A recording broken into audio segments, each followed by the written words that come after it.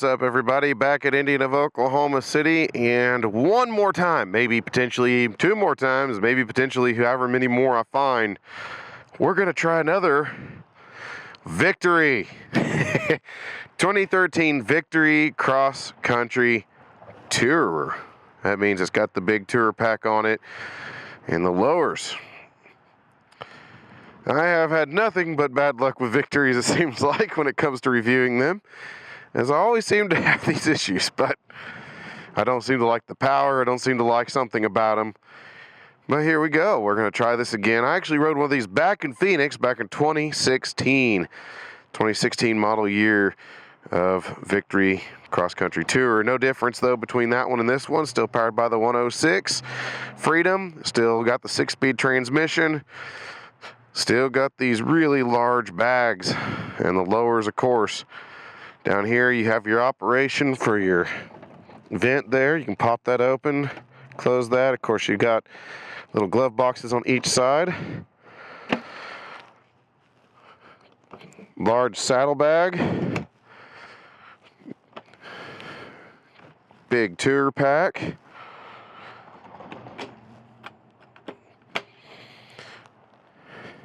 Another saddlebag here. Manuals and everything actually with this one.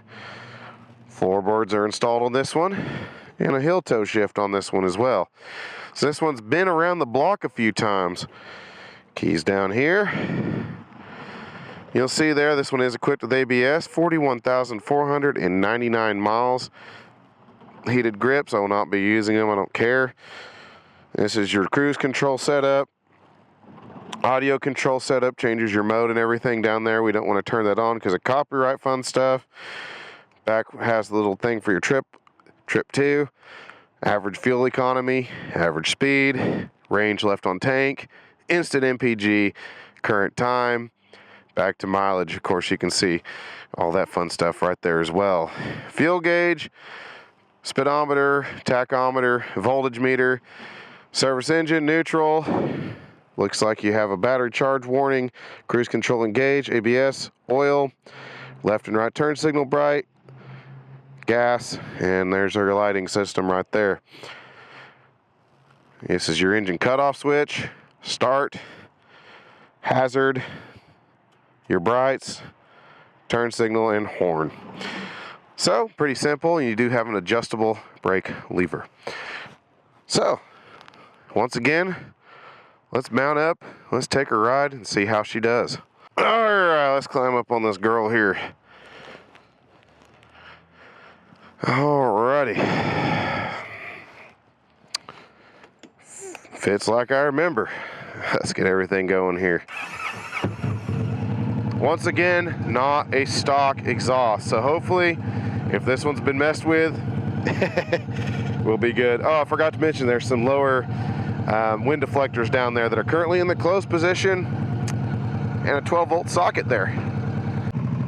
Headlight or turn signals are self-canceling on this machine. Got to get used to having a backrest. Got to get used to the heel toe shifter on this one because it's much more closer to the engine than I'm used to, or transmission.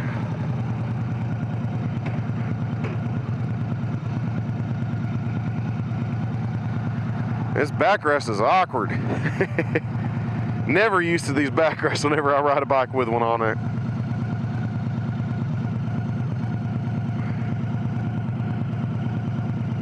As you can hear, it sounds nice.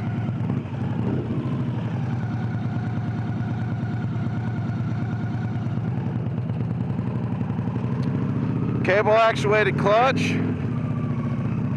Has a very late actuation on it, so it's very close to the end of the travel.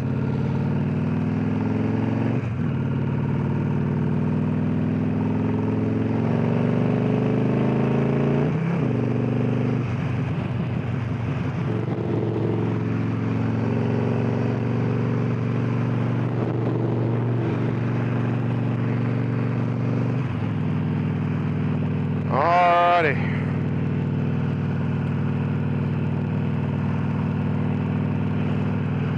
There we go, got cruise control set.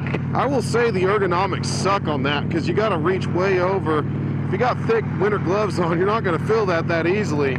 So you gotta try not to hit all these extra buttons in between them. Accidentally hit your resume or accelerate button or any of that, just trying to reach it. So that's why you saw me cross over, because I want to make sure I actually press the right button. All right, so we are at 65 miles an hour. 106 is cruising around 2,500 RPM. It'll take her on up a little bit more to a highway cruising speed of 70. 70 takes you to about 26 to 2650 RPM. And 75 takes you right around 2850 in your attack range. We'll get on back down to where we're supposed to be here. And away we go. Now, with this backrest, I'm sitting straight up, so I can't like lean back, but it's not so bad. You can see that my knees are right level with the tank. They come slightly forward and out. I have to say that the floorboards are nice and accommodating for size 14 feet, still nice and comfortable. And if you hear a weird thing in my voice, I lost it, so it's just now coming back, and here I am doing reviews. Because I love doing reviews. Love riding, don't care if I've been sick or not. But one thing I've always been impressed with is a bike that weighs definitely in the 800, near 900 pound range. Nice and flickable. Something that definitely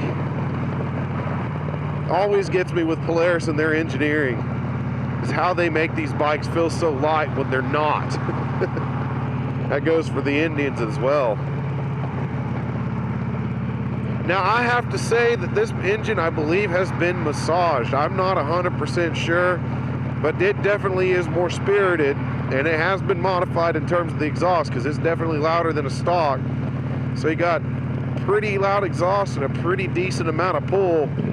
We're in 6th gear. It gives a decent grunt. Doesn't pull as hard as I was expecting, but still not as bad as what I've experienced on Freedom 106s before. So I believe the engine may have been a little bit massaged. I'm not sure though.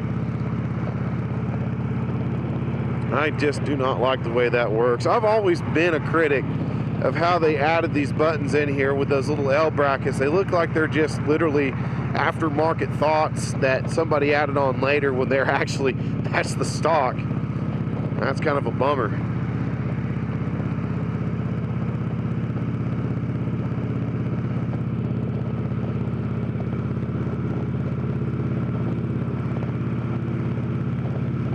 I have to say the wind protection on this machine is quite nice. The windshield is nice and tall. It's smoked on this one. I do not get any buffeting whatsoever up top. It's handling it just fine.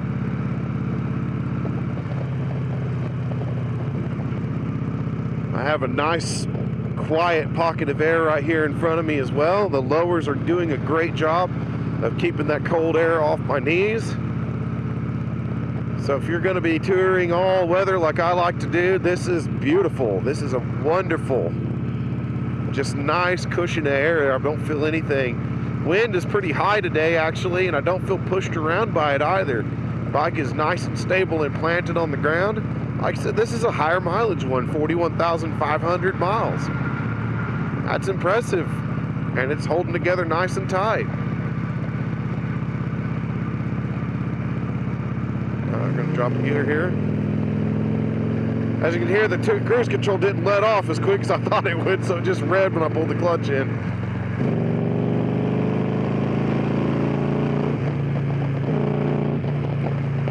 Yeah, this one definitely has some fun to it. Now I'm feeling a victory that has some things happening here. Too bad I don't have a passenger today. My wife actually rode this with me back in Phoenix, so this is the first time I've done it with nobody on the back. Now I weigh 209 pounds now. Hedgehog gotten lighter since the last few videos. And that was official. That was on Wednesday, nice weigh in. Losing that weight, trying to be a healthier, happier hog. So at 209 pounds, 6 foot tall, 32-inch inseam. Like I said, legs are kind of down, nice and forward. Arms are straight down, nice relaxed shoulders, nice relaxed elbows. Everything's nice and loose. Straight out to the bars, easy to go. Ergonomics on this bike, with the exception of the controls for the radio and everything. I love those. Everything right here is a great spot, but this dropping down takes some looking at because it's kind of busy down there. And if you need to know what these do, like I said, that's cruise control. There's your volume, your tune, your mode, and your presets on that left grip there. All right, let's do some engine braking here after we get around the corner here. There we go.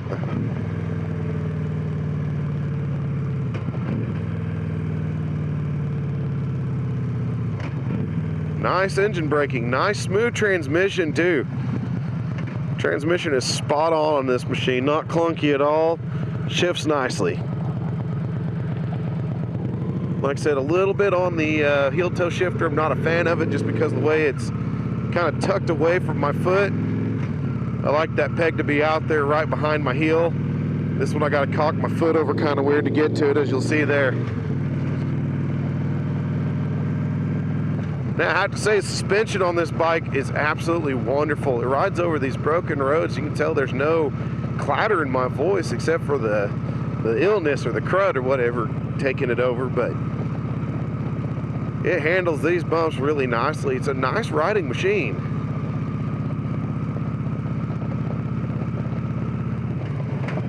Going back down to fourth gear here. So we're 45 miles an hour, fourth gear, right around 2450 RPM or so. It puts it in a better power band than being up in fifth gear. Fifth gear feels a little bogged down at 45, just under $2,000. It really doesn't like it there at all, so I like it being a happier machine, so I'll bump it back down.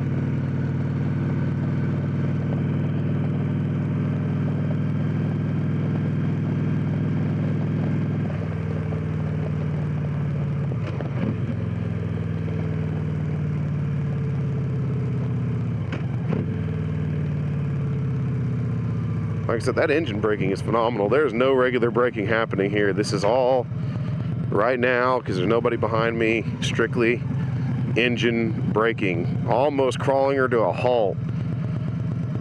Save your brake pads and save your fuel economy. Engine brake.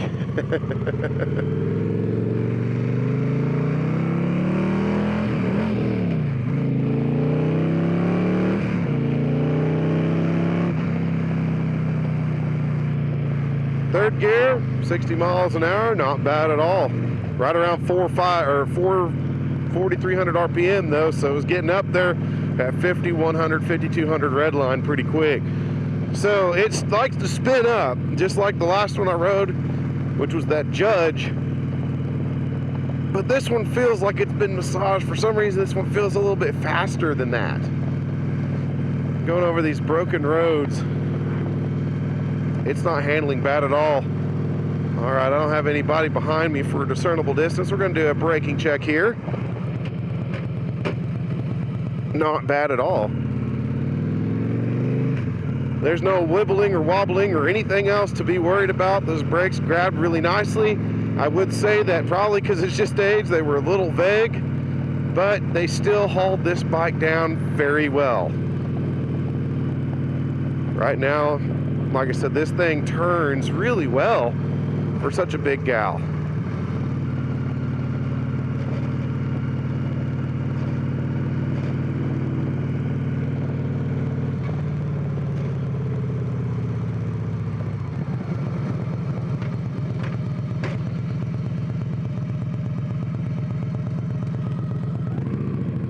The only thing is that police officer just turned. He'll hear me accelerating from 8 miles away.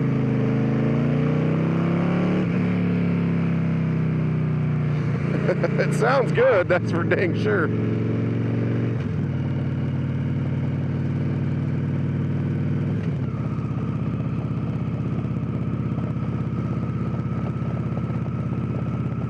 Alrighty, back to fourth gear. It just does not like fifth gear in 45 miles an hour.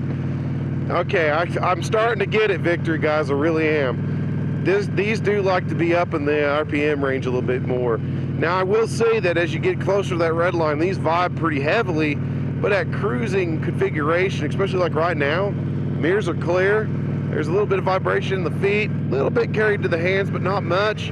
Rides nice and clean. Good riding machine. But I'm starting to understand what you guys are saying. Of course, like I said, this one may have been a massaged engine, or maybe I'm getting better at this.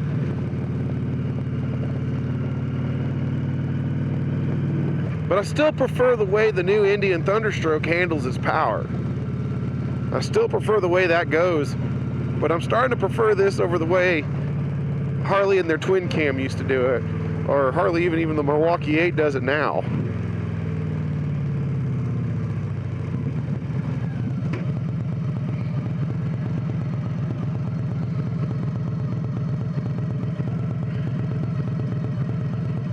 Not bad for an old gal.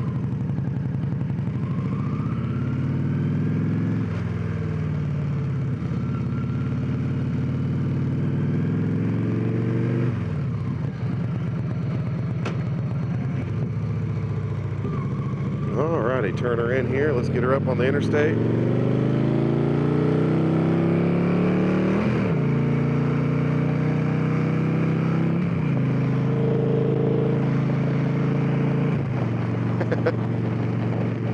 Gets up to speed for the interstate just nicely. Get her back in 6th gear. Now she's just burbling along. I'm noticing this thing is just so comfortable at 2400, 2500 RPM and above. And then it gets kind of a little bit shaky again at 4700. So between that 2500 to 4700, that's where this engine likes to be. So I'm definitely kind of getting the feel for what those Victor guys have been telling me all these years when I gave these bikes such crap back in 16, that they like to be spun up a little bit and they like to be held there instead of kind of all over the place.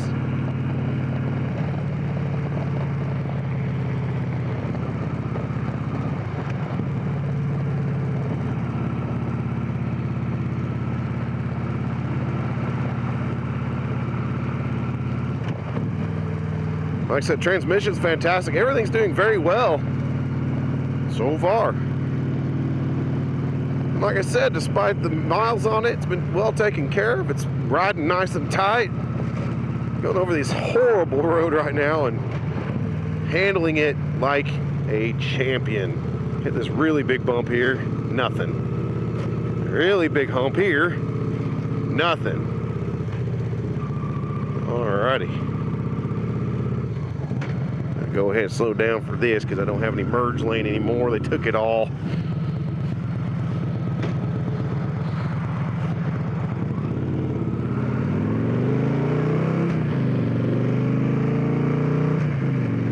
But as you can see, I get right up to speed with them just fine now. So I'm starting to like it. I'm starting to like the cross country. So if you're looking for a nice used motorcycle for a good touring bike, this is one of the bikes that has one of the largest storage capacities and touring out there. I know it's no longer being made anymore, but if you're looking for something that could go a long distance and is comfortable, this thing is for dang sure comfortable. I still am not a complete fan of the engine, but I am getting used to it more and knowing that it is not a bad engine to tour with at all once you get used to it, once you get down to the point where you know where the power's being made, how it feels, how it works and all that. Like I said, I'm going to detract for its ergonomics though overall, because I would prefer this to be a little bit easier to reach and work with than having to look down and try to figure out this whole thing. And even in time, with a big hand like mine, I mean, you got this one thumb that can hit every single button at the same time, or even just both buttons at the same time. If you've got a heavy glove on, you'll never know what you're hitting. You have to look down at it, and that's not a good thing when you're trying to be on the road. You're trying to set cruise control and all that. But like I said, the top half ergonomics are beautiful on it. Everything else is great motorcycle. I'm starting to like this a lot better than I have before. So if you're looking for a good used touring bike, need a lot of storage capacity, it's got that backrest for the wife, this is not a bad place to go. And it's going to be a lot cheaper than a lot of the newer options and everything that's out there as well. And since this one's showing a nice, well-aged 41,000 miles. It's riding nice and tight.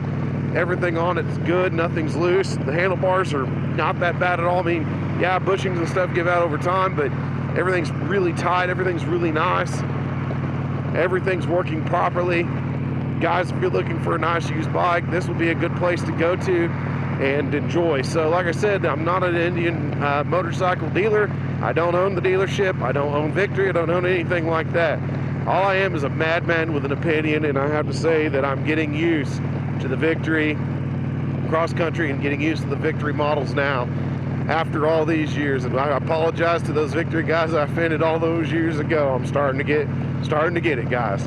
At any rate, this is the Rabid Hedgehog. If you have any more questions about the 2013 Victory Cross Country Tour, let me know in the comments below, and I'll be happy to get back with you.